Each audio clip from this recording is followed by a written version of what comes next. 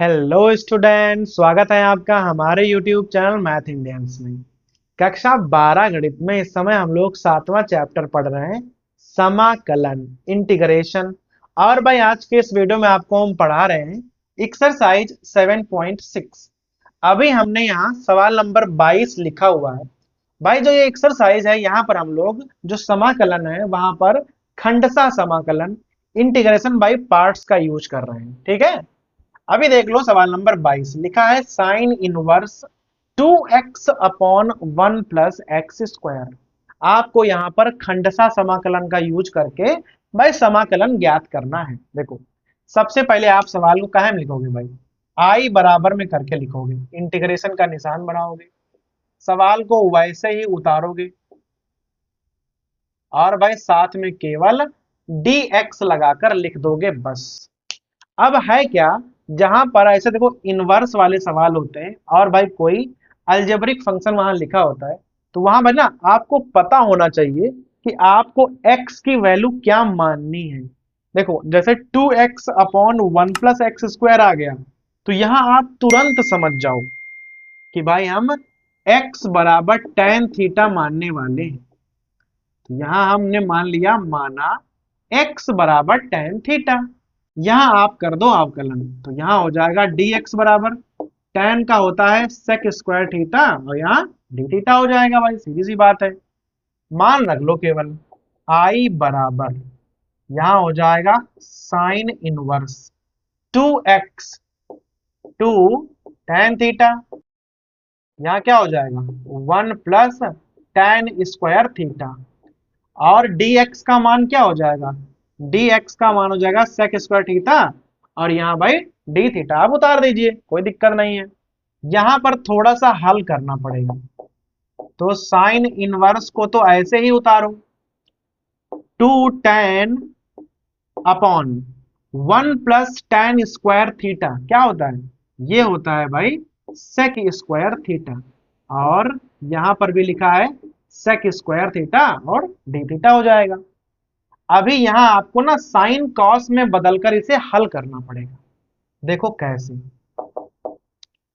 Sine inverse 2 tan को आप क्या लिख सकते हो, 2 sine theta upon cos theta, sec square को ऊपर ले जाओगे तो वो बन जाएगा कॉस स्क्वायर थीटा। ठीक है, तो यहां हो जाएगा कॉस स्क्वायर थीटा, एक कॉस और एक कॉस हो जाएगा कैंसिल, बाहर वाले को आप वैसे ही उतारते रहो, केवल जो ब्रैकेट के अंदर है हमें उसे हल करना है। तो 1 प्लस टेन स्क्वायर का मान हमने रखा sec square theta, sec square को ऊपर ले जाओगे तो वो बन जाएगा कॉस स्क्वायर, क्योंकि भाई सेक और कॉस एक दूसरे के व्युत्क्रम होते हैं, सीधी सी बात है। कॉस कॉस हो गया कैंसिल, ये क्या बचा 2 साइन थीटा कॉस थीटा, ये भाई सूत्र होता है। अब आप भाई सोचो ये किस चीज का सूत्र है, 2 साइन थीटा कॉस थीटा, ये भाई सूत्र होता है साइन 2 थीटा का, इस प्रकार से। और यहां हो जाएगा sec square theta D theta, sine और साइन वर्स हो जाएंगे कैंसिल। यहां पर क्या बचा, बस खाली इतने पे ध्यान दो आप, दो तो बाहर निकल आएंगे और कुछ इस प्रकार से सवाल आपका बन जाएगा। अब इतना हल करने के बाद हमें खंडशः का प्रयोग करना है। देखो ये है अलजेब्रिक फंक्शन, ये है ट्रिग्नोमेट्रिक फंक्शन, तो ये हमारा हो जाएगा I1 और ये वाला हमारा हो जाएगा I2। ठीक है, खंडशः का यूज करना है भाई, बहुत ध्यान दीजिएगा आप। I बराबर पहले वाले को ऐसे ही उतारना है, दो बाहर है ना, तो आप ऐसे ब्रैकेट बना लो, इसको ऐसे ही उतारो, और जो सेक स्क्वायर है उसका आप कर दो भाई समाकलन, तो यहां हो जाएगा सेक स्क्वायर का हमने समाकलन कर दिया। फिर माइनस लगाओ, इंटीग्रेशन एक आप ब्रैकेट बना लो, थीटा लिखा हुआ है, थीटा का आपको अवकलन करना है, तो D upon D theta into theta.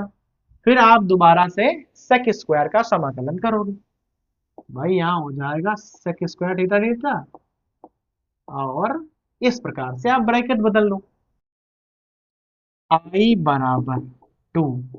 देखो सेक स्क्वायर का समाकलन होता है tan, क्योंकि भाई tan का अवकलन सेक स्क्वायर, तो सेक स्क्वायर का समाकलन tan। तो यहाँ हो जाएगा इस प्रकार से। भाई ऐसा तो उतरेगा और उसका हो जाएगा tan थीटा, सीधी सी बात है।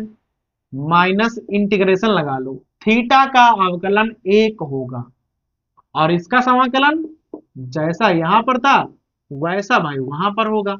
ठीक है, बाकी तो आपको क्लियर है एकदम। आई बराबर 2, इस चीज को आपको ऐसे ही उतारना है, यहाँ कोई बदलाव नहीं है, बस यहां ध्यान देना है। tan थीटा का समाकलन क्या होगा, माइनस लॉग कॉस थीटा, सीधी सी बात है।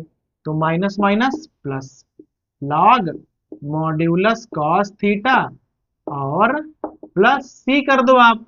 दो से आपको गुणा करनी है, वो तो इंपॉर्टेंट चीज नहीं है।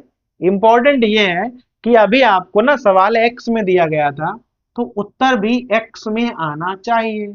उत्तर यहाँ थीटा में है तो हमें मान रखने पड़ेंगे। ठीक है, आई बराबर 2 को बाहर रख लो। tan थीटा का मान x है, थीटा का मान क्या होगा, tan को इधर लाओगे तो यहां से थीटा का मान क्या हो जाएगा, tan इनवर्स x हो जाएगा। इसका मान x, इसका मान tan इनवर्स x, तो x tan इनवर्स x हो जाएगा प्लस लॉग कॉस थीटा का मान रखना है। बस देखो, हमें tan की वैल्यू मालूम है और cos की वैल्यू बनानी है, तो आप कैसे बनाओगे cos की वैल्यू, देखना यहां पे बनाए। cos थीटा बराबर आप लिख सकते हो 1 अपॉन sec थीटा। क्लियर है, sec को आप अंडर रूट में ले जाकर sec स्क्वायर भी लिख सकते हो इस प्रकार से। भाई sec था, अंडर रूट भी लगाया, स्क्वायर भी लिख दिया। अब आप sec स्क्वायर का मान 1 प्लस tan स्क्वायर भी लिख सकते हो। बस यही हमें वैल्यू यहाँ लिखनी है, 1 upon 1 plus tan square theta और यहाँ प्लस सी कर दो आप। तो आई बराबर मेन भाई आंसर क्या हो जाएगा, x tan inverse x plus log 1 upon under root 1 plus x square. tan theta का मान हमने रख दिया x और प्लस सी, यही आपका आंसर हो जाएगा। अगर भाई यहां पर आंसर मैच ना करे, देखो log 1 अपॉन है तो उसे आप माइनस करके इस संख्या को ऊपर भी ले सकते हो।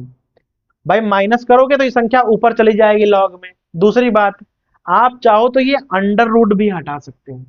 अंडर रूट का मतलब होता है 1/2 पावर, तो यहाँ 1/2 पावर भी आगे निकल आएंगे। देखो ऐसे बन जाएगा, हम बना दे रहे हैं 2 x tan inverse x minus कर लो 1/2 कर लो, तो ये आंसर ऐसे भी आप लिख सकते हो प्लस सी करके, ये भी आपका आंसर हो जाएगा। क्या किया हमने, संख्या ऊपर ली तो यहाँ माइनस आ गया, अंडर रूट हटाया तो 1/2 बाहर आ गया, और आप लॉग में आंसर को ऐसे भी लिख सकते हैं। क्लियर है यहाँ तक। तो भाई ये हो गया हमारा सवाल नंबर 22। अब भाई सवाल नंबर 23 पे ध्यान दो। ये वाला सवाल जो है वह एक बहुविकल्पी प्रश्न है। लिखा है इंटीग्रेशन एक्स स्क्वायर, फिर e की पावर में लिखा हुआ है एक्स क्यूब dx। देखो सवाल को आप देखकर ही जान जाओगे कि ये वाला जो सवाल है वो आपको प्रतिस्थापन से करना है। कैसे, एक्स क्यूब का अगर आप यहां अवकलन करोगे तो एक्स क्यूब के अवकलन में एक्स स्क्वायर जरूर आएगा और ये वाला हो जाएगा कैंसिल, और ये सवाल केवल 2 लाइनों में ही लग जाएगा। बस आप इसे सही रूप से बस प्रतिस्थापित कर पाएंगे। देखो कैसे करोगे, माना आप क्या करो भाई, एक्स क्यूब को ना टी मानकर चलो, एक्स क्यूब का ना अवकलन कर दो तो क्या हो जाएगा 3x स्क्वायर dx बराबर हो जाएगा dt। 3 को ना उधर ले जाओ तो यहां हो जाएगा एक्स स्क्वायर dx बराबर 1/3 और आ जाएगा dt।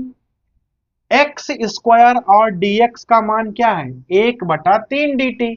आई बराबर में मान के चल रहे हैं तो 1/3 यहां हो जाएगा dt। अब क्या बचा, एक्स क्यूब का मान t रखना है तो यहां आ जाएगा e की पावर t। अब देखो सवाल क्या बन गया, आई बराबर 1/3 e की पावर t dt। कुछ बचा ही नहीं। e की पावर t का क्या होता है? e की पावर t का होता है e की पावर t, और यहाँ आप लिख दो प्लस c। सवाल हो गया समझो आपका, बस केवल t का मान रखना है। तो t का मान क्या है? एक्स क्यूब, और यहाँ लगा दो आप प्लस c, और समझो भाई आपका सवाल हो गया है। तो ये वाला जो सवाल है वो सीधा प्रतिस्थापन का सवाल है भाई। एक्स क्यूब और एक्स स्क्वायर लिखे हुए हैं तो आप समझ जाओगे कि एक्स क्यूब का जैसे ही अवकलन करेंगे उसमें एक्स स्क्वायर आएगा, एक्स स्क्वायर डीएक्स का मान सीधे dt हो जाएगा 1/3 आगे लेके, और बाकी अकेली संख्या बचेगी e की पावर t, उसका हम सीधे समाकलन कर सकते हैं।